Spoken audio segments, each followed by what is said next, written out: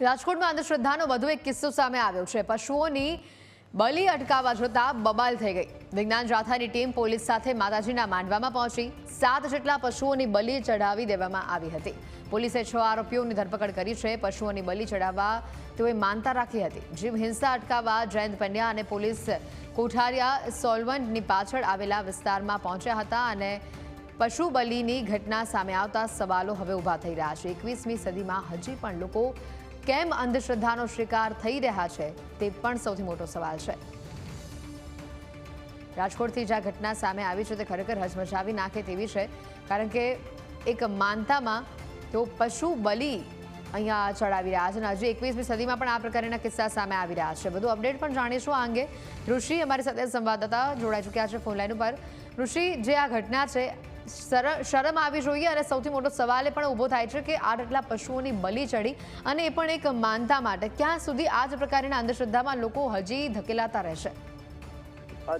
દેવી પૂજક સમાજ છે અને દેવી પૂજક સમાજ અવારનવાર આ પ્રકારે બલિ ચડાવવા બાબતે વિવાદમાં આવતો હોય છે। તેમાં પણ આજની જે આ ઘટના આવી છે ખૂબ જ શરમજનક ઘટના છે। 21 બોકડાની બલિ ચડાવવાની માનતા તેમને લીધેલી હતી અને તેમાંથી 10 બોકડાના માથા સ્થળ પર જ મળી આવ્યા હતા। વિજ્ઞાન જાથાએ દરોડો પાડ્યો હતો પોલીસને સાથે રાખીને। સમગ્ર ઘટનાની તેમને જાણ થઈ હતી અને તાત્કાલિક સ્થળ પર પહોંચી અને 11 જેટલા બોકડાઓને તો તેમને બચાવી પણ લીધા હતા।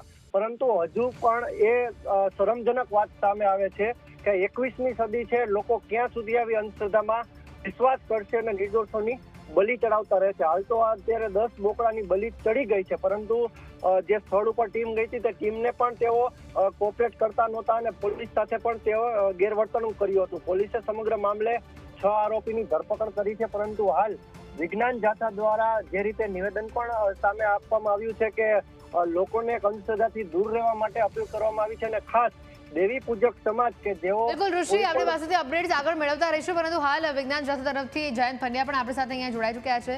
જયંતજી, પહેલા તો સ્વાગત છે ન્યૂઝ કેપિટલમાં આપનું। આપની આખી ટીમ અહીંયા પહોંચી હતી, આપને ક્યારે આ માહિતી મળી અને આપ જ્યારે ત્યાં પહોંચ્યા ત્યારે કેવા દ્રશ્યો આપની સામે આવ્યા હતા?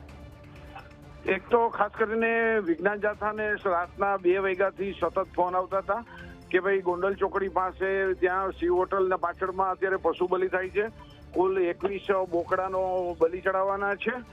અને જ્યારે પછી અમે સવારના બધા પુરાવા પણ આપ્યા અને જે મંદિરની અંદર બધા માતાજીની પાસે કુલ અમે ગયા ત્યારે 7 બોકડાના માથા, એનો બધો વાસણની અંદર એનું મટન અને બીજા 3 પશુ છે એના માથા છે એ નીચેના મેદાનમાં હતા।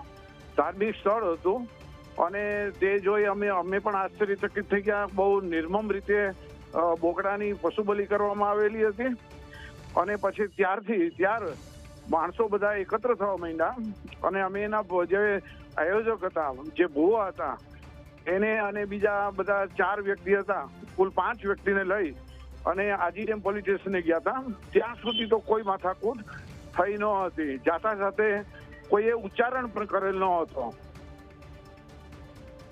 જી, જે રીતની આ ઘટના સામે આવી છે, આ સમાજ દ્વારા અગાઉ પણ આવી ઘણી બધી ઘટનાઓ સામે આવી ચૂકી છે અને વારંવાર તેઓને સમજાવવા છતાં પણ તે લોકો આ પ્રકારની અંધશ્રદ્ધા રાખે છે। સૌથી વાત મોટી કે કઈ એવી તો માનતા રાખી હતી, કઈ એવી બાધા રાખી હતી કે તેઓએ આ પ્રકારનું કૃત્ય કર્યું અને કેટલા પશુઓને બચાવી લેવામાં આવ્યા, તેઓના કતલ થતા, તેઓની બલિ ચડતા? 11 પશુ બચાવી લેવામાં આવ્યા છે અને કુલ અમારી નજર સમક્ષ અમારી પાસે ફોટોગ્રાફી, વિડીયોગ્રાફી છે, એમાં પશુના 10 માથા અમારી પાસે છે, પુરાવા તરીકે છે। અમે અત્યારે પોલીસ સ્ટેશનમાં 7 પશુની બલિની ફરિયાદ દાખલ કરી છે। આ જે ખાસ કરીને દેવી પૂજક સમાજ છે અને તે પોતાની 800 વર્ષની જૂની પરંપરા છોડવા માંગતા નથી। તેઓને બધાની હાજરીમાં બોલ્યા કે અમે પશુ બલિ છોડવા માંગતા જ નથી, અમે ચાલુ જ રાખશું, એવું પણ એમને બધાની હાજરીમાં નિવેદન આપ્યું। અને એકચ્યુઅલી એમના જે દેવ તરીકે પૂજે છે રખા દાદાનો જે માંડવો છે એમાં માનતા રાખવામાં આવેલી હતી અને આ માનતાની અંદર જે નિર્દોષ પશુઓ છે અને એને કુલ આખી રાત ડીજે ને બધું વાગ્યા, આજુબાજુના લોકો ત્રાસી ગયા હતા અને લોકો અમને ત્યાંથી લોકોએ સતત અમને રાતના 1-1.5-2 વાગ્યાથી સતત સવાર સુધી ફોન કર્યા કે તમે કોઈ પણ સંજોગોને જાહેરનામાનો ભંગ કરે છે, કોઈ પણ જાતની માંડવો નાખ્યો તો રસ્તા બંધ કર્યા હતા, કોઈ પણ મંજૂરી લેવામાં આવી ન હતી. આ બધી વસ્તુ હકીકત હતી અને તો પણ જાથા છે જેનું દેશવ્યાપી પશુ બલિ અટકાવવાનું અભિયાન છે તેના ભાગરૂપે અમે રૂબરૂ ગયા હતા, અમારી ટીમ ગઈ હતી અને ત્યાં બધું જે બધું પંચનામું, બધું સ્થળ ઉપર મટન, બધું નિર્દોષ પશુના બધા અવશેષો, એનું માથું, એના બધા શરીરના અંગો બધું પડ્યું હતું. આ બધી હકીકત આપણને ત્યારે એવું થાય છે કે હજી પણ માનતાના નામે આવી પશુ પક્ષીની નિર્દય હત્યા થાય છે તો આપણે કઈ સદીમાં જીવી રહ્યા છીએ. અને માનતા કે ખાસ કરીને આ સમાજની અંદર કોઈ દીકરો આવે કે દીકરી આવે તો પણ પશુ બલિ કરવામાં આવે છે, કોઈ રોગ મટી જાય તો પણ કે પશુની માનતા કરવામાં આવે છે. અમે ત્યાં કેશોદ પાસે, અમે ચોરવાડ પાસે ખાલી કેન્સર જેવો રોગ હતો એનો ઉપચાર કરતા હતા, ડોક્ટરી કરતા હતા અને એ ભૂવો હતો એને થોડુંક સારું થયું તો એને 101 પશુ બોકડાની બલિ ચડાવવાના હતા. એમાં અમે પહોંચ્યા તો 55 બોકડાને મારી નાખવામાં આવ્યા હતા, એની પશુ બલિ થઈ ગઈ હતી અને 45 ને બચાવી લીધા હતા. ત્યારે પીઆઈ દરજાના પોલીસ અધિકારીઓ અને મોટો સ્ટાફ અમે ત્યાં ચોરવાડ ખેતરની અંદર પહોંચી ગયો હતો. આ બધી વસ્તુ આપણે જોઈ છે ત્યારે આપણને આ દુઃખ થાય છે કે આપણે હજી કયા પ્રકારની માન્યતા ધરાવીએ છીએ એમ.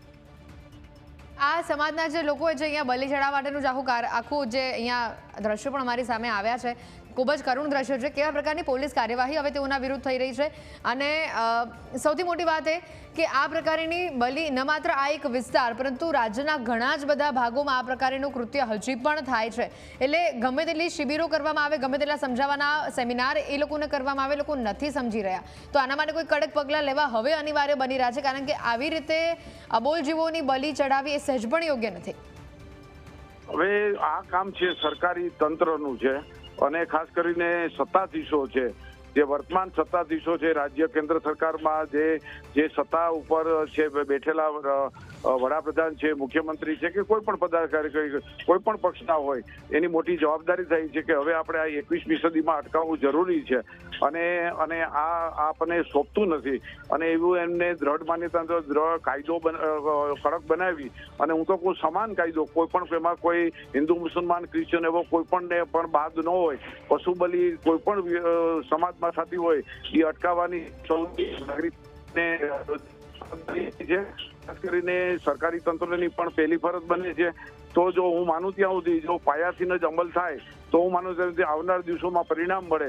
પણ અત્યારે તો જુદા જુદા હવે બહુ જુદ જ્ઞાતિમાં પશુ બલિ હજી ચાલુ છે પણ હવે એ 2-3-4 જ્ઞાતિ જ છે એમાં હજી પશુ બલિ છે. બાકીના મોટો ભાગનો સમાજ છે એ પશુ બલિની વિરુદ્ધમાં જ છે અને જેના કારણે જાથા છે એ પશુ બલિ અટકાવવાનું કામ કરી શકે છે.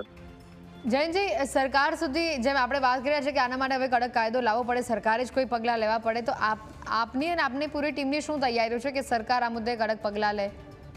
સરકાર તેને અમે ડ્રાફ્ટ તૈયાર કરીએ, અમે અંધશ્રદ્ધા વિરોધી પણ ડ્રાફ્ટ બનાવ્યો હતો. અમે 7 વખત સરકારને અગાઉ આપેલો હતા કે ભાઈ આ ડ્રાફ્ટની રીતે અંધશ્રદ્ધા વિરુદ્ધ કાયદો બનાવો તમે. આ રીતે અમે લગભગ 10 જિલ્લાની અંદર આવેદનપત્રો પણ આપ્યા હતા.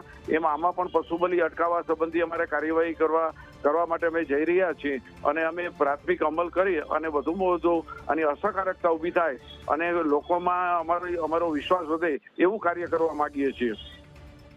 સાથે જ્યારે આપ એક વાત મને એ પણ પૂછ્યું છે કે આપ જ્યારે આ ગામમાં પહોંચ્યા આપની ટીમ સાથે ત્યારે આપનું કોઈની સાથે ઘર્ષણ થયું હતું કે કોઈ રોકવાનો પ્રયત્ન કરવામાં આવ્યો તો એવો કોઈ અનુભવ થયો હતો આપને? આ જગ્યા ઉપર ગયા હતા ત્યારે અમે ત્યાં 2 પોલીસની જીપ્સી ને ગાડી બધું હાજર હતું અને અમને કોઈ પણ પ્રકારનો અવરોધ કરવામાં આવેલો ન હતો. અમારી ટીમ અમે જે માહિતી જોતી હતી ભુવા પાસેથી અમે માહિતી લીધી. અમે ત્યાં પોલીસ સ્ટેશનમાં લઈ ગયા ત્યાં સુધી કોઈ પણ જાતનો કોઈ અવરોધ કે માથાકૂટ થઈ ન હતી. બિલકુલ જયંતજી, આભાર અમારી સાથે જોડાવા બદલ.